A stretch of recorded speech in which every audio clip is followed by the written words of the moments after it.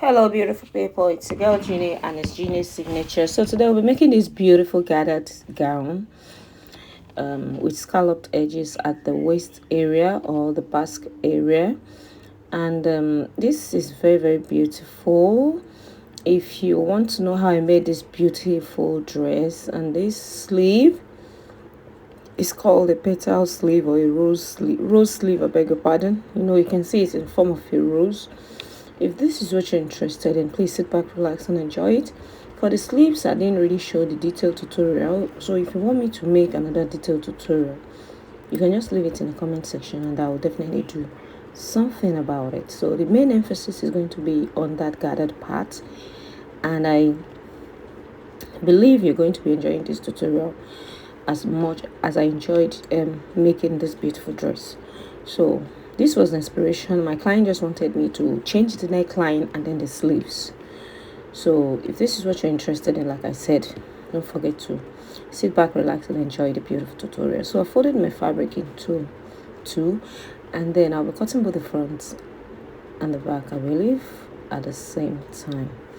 So now just go ahead and draft your basic body. So what I have here, from my shoulder to the length, is from my shoulder to where the hip line is going to be. So wherever yours is going to be, like from your shoulder to your hip line, that is what you're getting.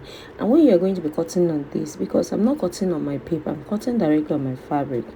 So now I was getting my half length, I made sure that my half length was a bit longer. Like for example, if my half length is 17, instead of 17 I made it 18, because I know I'll be needing an allowance to join it together, because I'll still be separating the half length from the waist to the hip.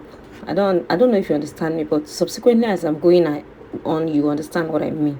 So if you're supposing your shoulder or your half length is 18, make it 19 or 20, so that you have enough allowance. Even after cutting it out, you still have an allowance to join it. But if you're cutting on your paper first before transferring to the fabric, you don't need that, because when you're transferring to your fabric, you can always add your sewing allowances. I believe you understand what I'm trying to say. So just go ahead and get your waist, your bust, your hip measurement, then you add your sewing allowances, and then you get your dart measurement. So here I'm imputing my nipple to nipple divided by 2, which was 4 inches, and then I connected it from the bust down to the hip line like that. So from the hip line you can go by 3 or 4 inches, and then from the chest line come down by 1 inch, and then you take your dart like this, you connect it like this.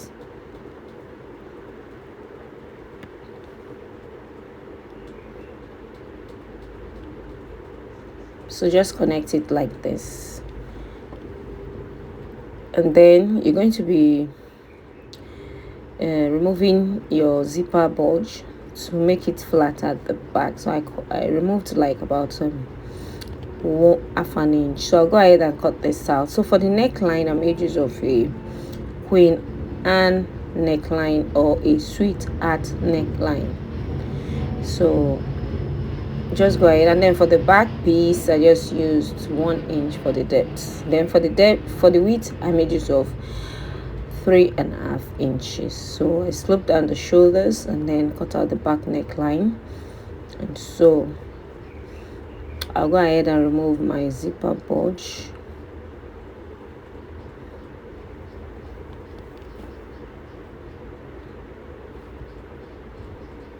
and then notch my zipper. So I'll be cutting out this into 2 now. Like I told you, you understand. So this is what we have. So I think you understand what I was explaining initially. So this will be the upper part, and then this will be the lower part. So just go ahead and notch that, so that when you're fixing, you're going to be fixing it well. So just go ahead and then adjust the armhole, and then of course the neckline, the sweetheart neckline, like so. So this is what we have.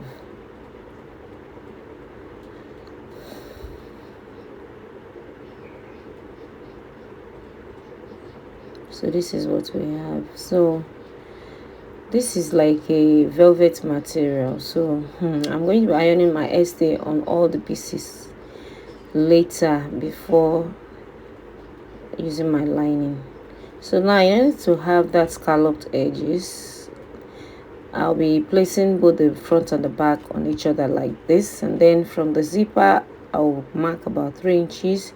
That is if you want it to be bogus, and then go up by like use like 3 inches as well. Then I'll just carve it out like this, just carve it out like this, just to give it that the same look. It must have the same height and the same depth, so you just go like this. So this is what we have. So when you open it up, this is what you're going to be having. So but I felt like this was too wide, as I wanted my client to look as tiny as possible. So I was trying to redraw it, like reduce the distance between the holes, but it was giving me something that is not good, as in it's not proper. So I'll flip it to the other side to do that. So now let me do it on this side so that you get a grip of what I was trying to say.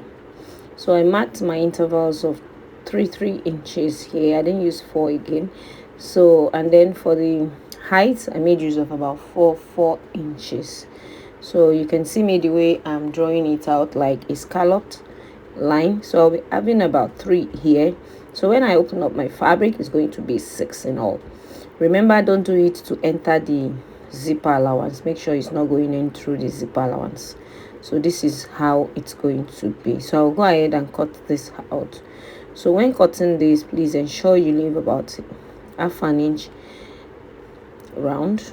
You know, we are not cutting on the paper, we are cutting directly on the fabric. So you need sewing allowance when you are pleating your net on the lines like so. So just go ahead and cut this out. Just take your time and cut it out like so.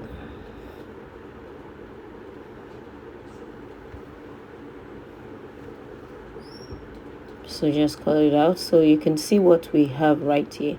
So by the time you open it up, you're going to be seeing 6 scallops. That's what you're going to be seeing. So for the back as well, it's going to be 6, because 3 on one side, 3 on the other side.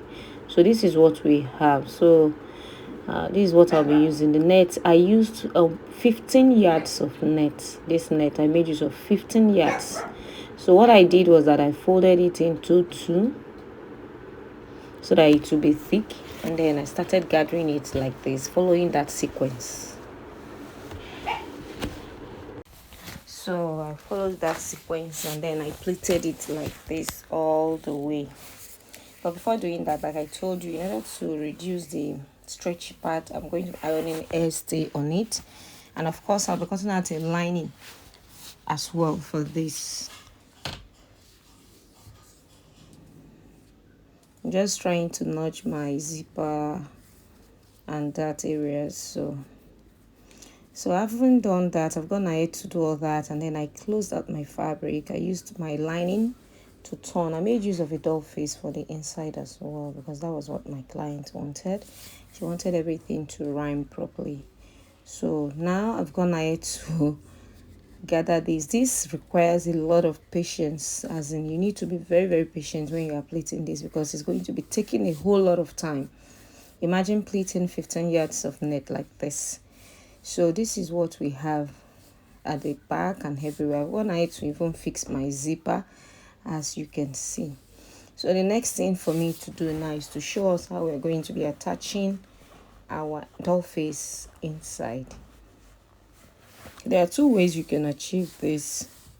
The first method is that you can take your lining or whatever method of whatever you used, and then attach it on those pleated areas. Like you need to follow the sequence like that again, or just go to your waistline and then do the way we usually close out our gathers normally. But I will not be using this pleating thing again, because that thing was so stressful. So instead of doing that, I'll just come here to my waist measurement, my waistline. After the zipper, just cut out about 1.5 yards of fabric for this, and then you're going to be sewing it on the other side. And then as you're sewing, you'll be pleating some parts, so it will cover up the stitches. That's what I'm going to be doing. It's much easier that way. So having done that, this is what we have. So you can see that the waistline and everywhere is covered. So you're using a stone to kill two birds, so to speak. So this is what we have. So you can see how beautiful the inside looks and how neat it is. So the next thing to do now is to close out this at the back. You just fold right sides facing each other, and then you run it down after the zipper. Below the zipper, you run down half an inch, and then so that everything will be neat. So that's what I'm going to be doing. So after doing that, I will adjust the length of the gown to the length my client wants, because she does not want it to be too long. So that's what I'll be doing.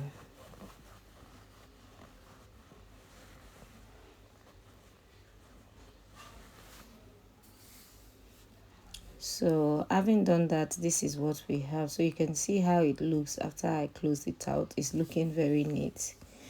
So when you flip it to the right side, it's going to be looking very, very, very neat.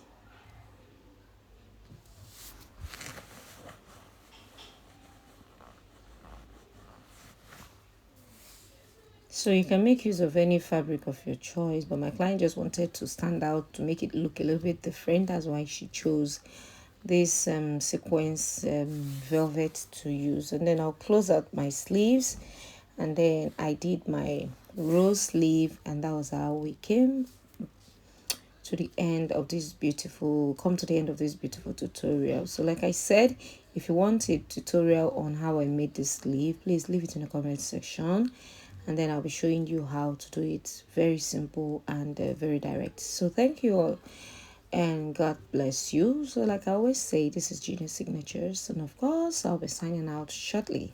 Thank you all, and God bless you. See you all. Bye.